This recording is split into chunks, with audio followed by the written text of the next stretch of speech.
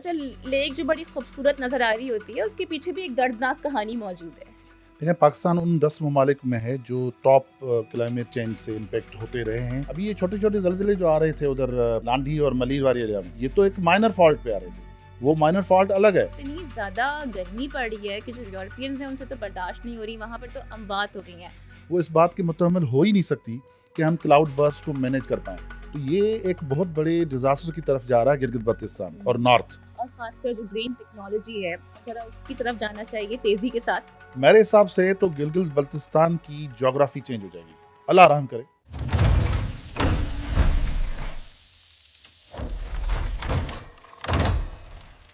अस्सलाम वालेकुम, जीटीवी पॉडकास्ट के साथ मैं हूँ ज़ारा शफ़ी और आज हम इस पॉडकास्ट में बात करेंगे ग्लोबल इशू यानी कि क्लाइमेट चेंज के एतबार से। फिर हम एक पर्सपेक्टिव भी लेंगे कि अर्बन प्लांटेशन के ज़रिए, अर्बन फॉरेस्टेशन के ज़रिए हम किस हद तक जो क्लाइमेट चेंजेस आ रहे हैं उस पर काबू पा सकते हैं। तो हमारे साथ आज मौजूद हैं founder of Clifton urban forest, Masood Lohar sahab. अस्सलाम वालेकुम sir, and thank you very much for joining मी।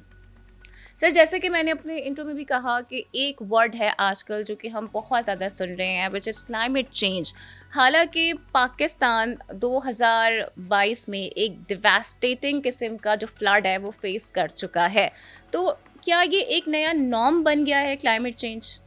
देखिए, पाकिस्तान उन 10 ममालिक में है जो टॉप क्लाइमेट चेंज से इम्पैक्ट होते रहे हैं फॉर लास्ट मतलब 2000 अब 10 से समझ लें। 2010 में भी हमारी फ्लड आई थी, फिर उसके बाद 11 में इस तरह चलता रहा है। लेकिन सिर्फ फ्लड नहीं आती, क्लाउड बर्स्ट नहीं होते। ये एक एक्सट्रीम साइकिल है, या मुकम्मल ड्राउट है या क्लाउड बर्स्ट है। अभी जैसे चकवाल में जो हुआ, या पिंडी में जो हुआ, जिस तरह की फ्लडिंग हुई है या अभी हो रही है, जी। तो ये सब शो कर रहा है कि भाई ये मुकम्मल क्लाइमेट चेंज की वजह से ये नॉर्मल डाउनपोर्स नहीं है। दूसरा ये कि हमने जिस तरह की अर्बन प्लानिंग की हुई है, वो इस बात के मुतहम्मिल हो ही नहीं सकती कि हम क्लाउड बर्स्ट को मैनेज कर पाएँ, क्योंकि हम तो आम तौर पे भी जो है वो फ्लड होते रहते हैं। ये तो जो इस तरह के अगर बर्स्ट होते रहे जी। तो हम मैनेज नहीं कर पाएंगे। और मैं चाहूँगी कि आम लोगों के लिए आपके समझाएं कि क्लाइमेट चेंज क्या होता है, बिकॉज मुझे ऐसा लगता है कि लोगों को इसके बारे में एजुकेट होने की बहुत ज़रूरत है। क्या फैक्टर्स होते हैं इसमें, क्या वेदर पैटर्न्स ही शामिल होते हैं या फिर अर्थ का टेम्परेचर भी बहुत मैटर करता है? देखिए, एक तो ग्लोबल वार्मिंग है, वो तो मेन चीज़ है जिसकी वजह से आप देख रहे हैं कि टोटल दुनिया जो है वो उसका इम्पैक्ट हो रही है। दूसरा ये कि बहुत सारी और वजूहात की वजह से, for example in my context में अंडरस्टैंड करता हूँ कि अरेबियन सी जो है, उसमें इतनी हमने पोल्यूशन और उसमें इतना कराची का सिर्फ 700 जी। मिलियन गैलन जो है अनट्रीटेड पानी जा रहा है। तो जो टेम्परेचर, जो कूलिंग इफेक्ट है समंदरों का, दरियाओं का, वो हो ही नहीं रहा। और दूसरे ये कि जितने हमारे दरिया हैं, इंडस से लेके सारे दरिया, उन सब में पूरे शहरों का सूरज जा रहा है। फिर ये कि वाटरवेज जो है बंद हैं। अब जैसे सवात में जो हुआ, नॉर्दर्न एरियाज में जो अभी हो रहा है गिलगित बल्तिस्तान में, वो मेरी अंडरस्टैंडिंग के मुताबिक ज्योग्राफी चेंज कर देगा। यानी कि जहाँ अभी शहर हैं वहाँ पानी होगा, और जहाँ पानी है वहाँ ज़मीन खाली हो जाएगी। तो ये एक बहुत बड़े डिज़ास्टर की तरफ जा रहा है गिलगित बल्तिस्तान और नॉर्थ। फिर आप सवात का देखें दरिया, जी। पहले आज से कुछ अरसा पहले वहाँ का दरिया का पेट बढ़ गया था, फिर लोगों ने जो है उसमें होटलें बना ली, फिर जो है अभी वो वापस उसमें जो डिजास्टर हुआ है, ये सब कुछ and we have the example of Hunza as well.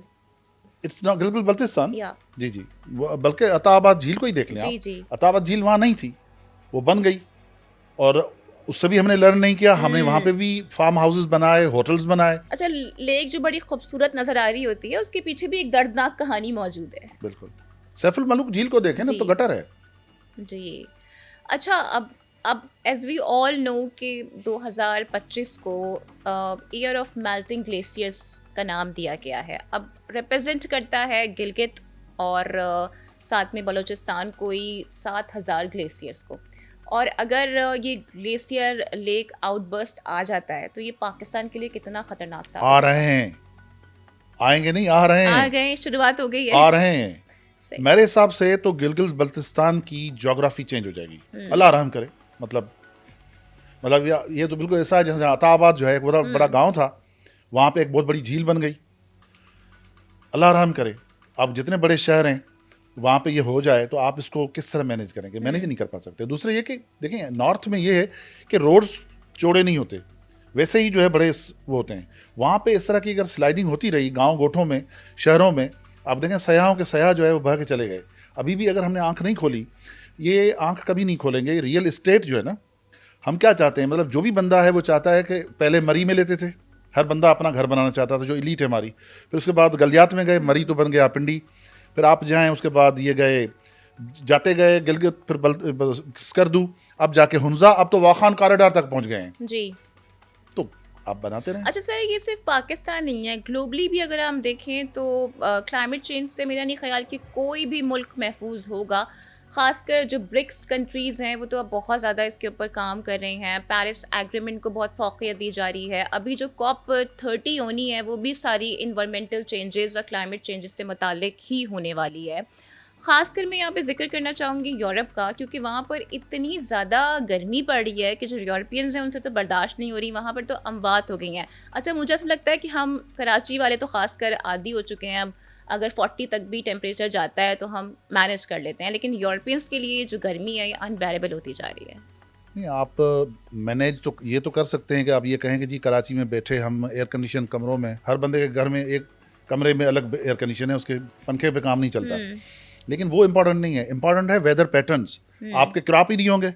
For example इस दफ़ा राइस जो है लेट हो रहा है, जी। फिर जो है वो शिफ्ट हो गई, तो आपको तो फूड सिक्योरिटी के मसले हो जाएंगे ना। फिर ये कि जो लेबरर है, जो बंदा फॉर एग्जाम्पल जैकबाबाद में 52 तक भी गया है, 52 तक या 50 तक भी हो, तो काम वाले काम क्या करेंगे? या जो हमारा फार्मर है, जो पेजेंट है, वो जाएगा कहाँ?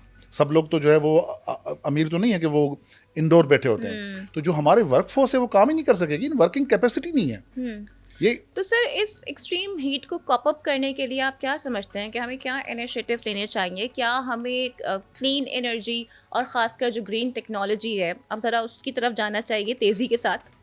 पूरी दुनिया में लोग हाइड्रोजन, ग्रीन हाइड्रोजन की तरफ जा रहे हैं। रिन्यूएबल एनर्जी जो है, कराची खुद विंड कॉरिडोर है, लेकिन आप देखें कि ये जितने बड़े टावर्स बने हुए हैं, लोग बड़े उस पर इतराते हैं, हमने ये किया वो किया।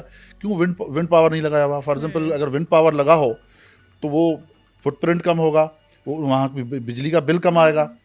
लेकिन ये यहाँ ये फिर सोलर तो 24/7 आप इस्तेमाल कर सकते हो, मतलब पूरी वो कर सकते हो, नहीं हो रहा। उनका ब्रिक्स में ये बड़ा इनिशिएटिव है और आई थिंक उनका एक आप ये कह सकते हैं कि इंटरनेशनली उनका एक अलाइंस हुआ है ब्रिक्स कंट्रीज़ के दरमियान। लेकिन अगर हम इस चीज़ में ख़ुद को उनसे कंपेयर करते हैं तो आप ही समझते हैं हम थोड़ा पीछे रह गए हैं?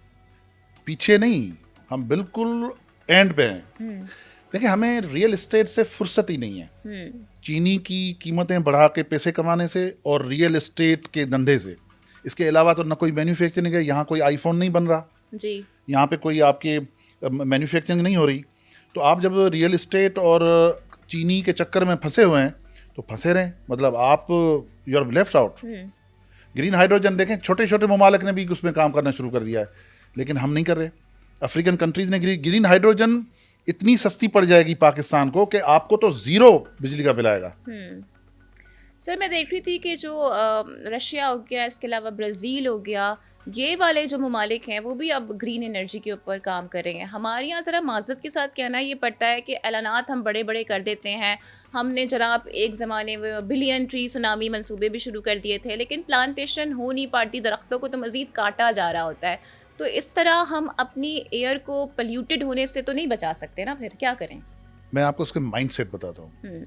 मैंने 2021 से मैं एक बड़ी अच्छी जॉब कर रहा था, वहाँ से निकल के मैंने एक अर्बन फॉरेस्ट लगाया। उसमें 75% मेरे अपने पैसे हैं ज़ाती, ठीक है।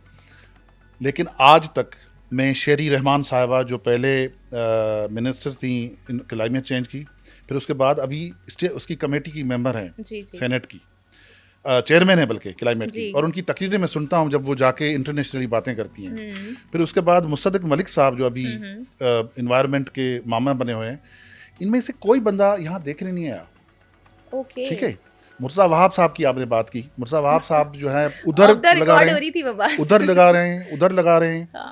अर्बन फॉरेस्ट, लेकिन मुझे यहाँ पे काम पे लगा के जी 2022 के बाद जो है ना, वो उनको यादगिरी नहीं है कि यहाँ पे भी कोई काम हुआ है। इस वक्त सबसे बड़ा अर्बन फॉरेस्ट अगर है पाकिस्तान में जी तो वो क्लिफ्टन अर्बन फॉरेस्ट है। हाँ 5 metric ton carbon dioxide daily sequester हो रही है यहाँ पे। ओके अभी तो आपने एयर क्वालिटी का सवाल नहीं किया। जी पाकिस्तान में कोई जगह नहीं है जहाँ एयर क्वालिटी नॉर्मल हो। हाँ वो तो सर बहुत अभी खासकर जब लाहौर में मामलात होते हैं, जब खासकर उसका विंटर्स आ रहे ताल्लुक होते हैं उसका तो ताल्लुक क्लाइमेट चेंज से नहीं है, उसका हाँ। अपने हमारे अपने लक्षण से है, हमारे अपने रवैयों से है, हमारे अपनी बिल्कुल। अप्रोचेस से है। हम्म, ये एक पैराडाइम है जो रिवॉल्व करता है रियल इस्टेट और जो एक्सपोर्ट माफिया या इंपोर्ट माफिया, चीनी हो या कोई और चीज़ हो, उससे पहले पैसे कमाने का एक पैराडाइम है। और ये पैराडाइम जो है इस मुल्क को आए दिन आपको बुरा से बुरा होता जाएगा। सही।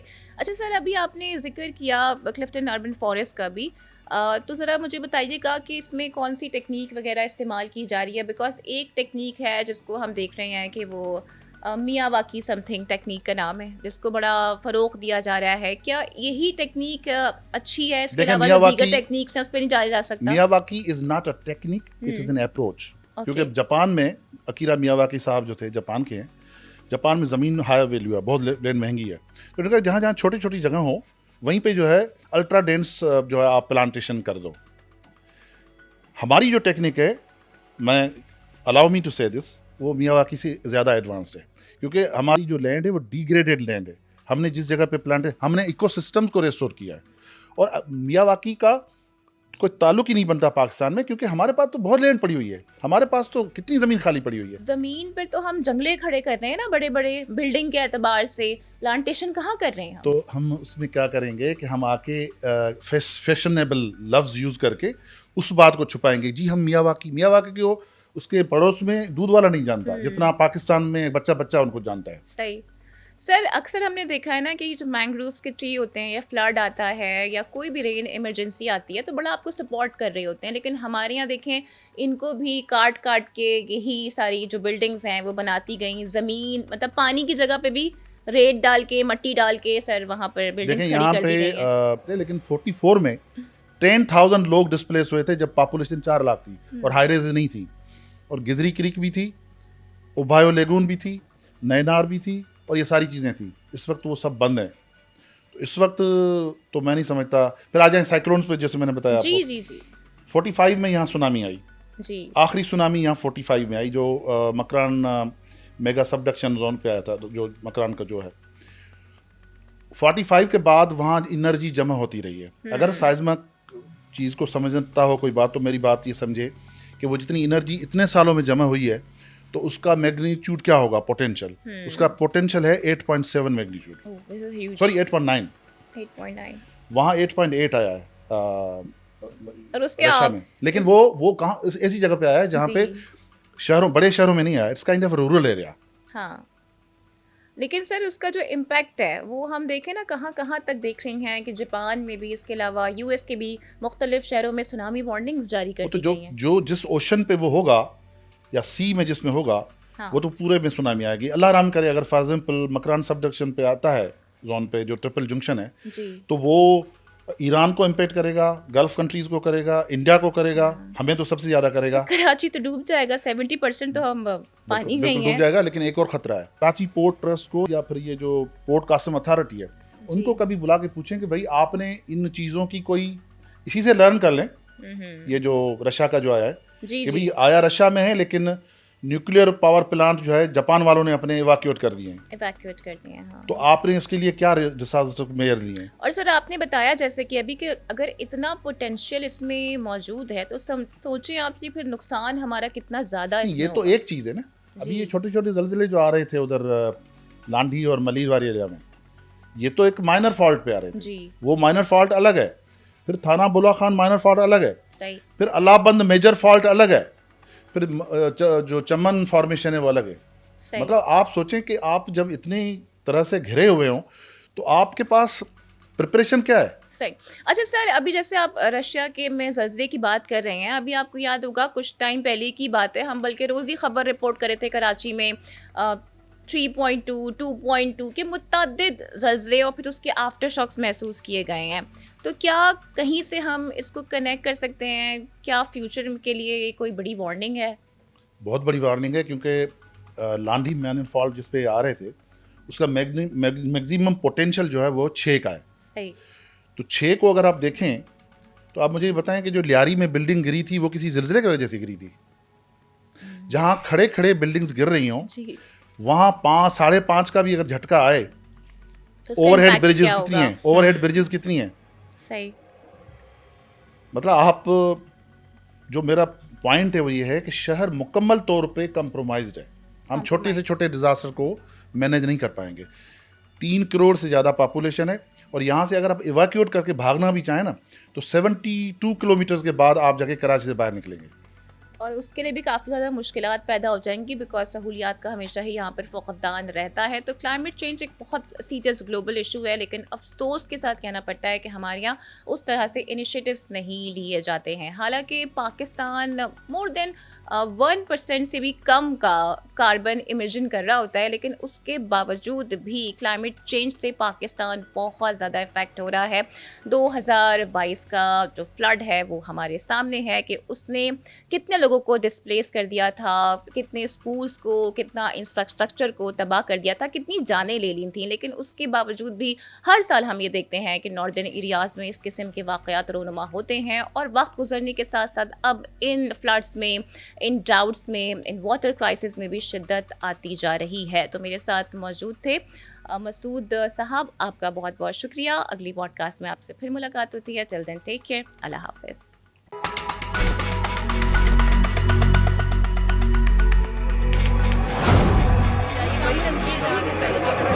खबर के अंदर की खबर। जीटीवी के प्लेटफॉर्म पर एक नए पॉडकास्ट के साथ हाजिर हैं।